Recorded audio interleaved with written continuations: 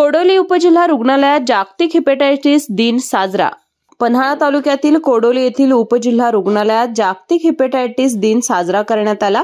Hepatitis दिनानिमित्त आयोजित कार्यक्रमात पत्रकार दिलीप पाटील यांनी रोगावर प्रतिबंध करण्यासाठी लसीकरण महत्त्वाचे असल्याचे सांगितले। यावेळी अध्यक्षस्थानी प्रभारी वैद्यकीय अधीक्षक डॉक्टर महेश महाडिक होते।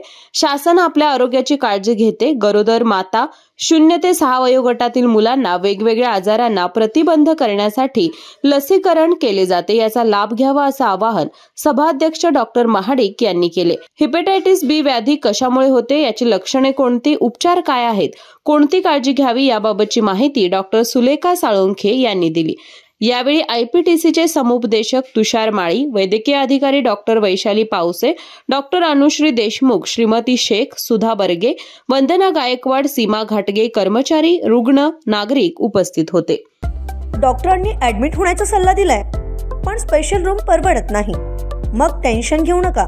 सूर्य हॉस्पिटलने प्रथमच अगदी कमी किमतीत सर्व सोयींयुक्त आणि रुग्णांची गरज लक्षात घेऊन बजेट फ्रेंडली रूम्स उपलब्ध केले आहेत। कॅशलेस सुविधांसह खिशाला परवडणाऱ्या किमतीत budget friendly economic special room.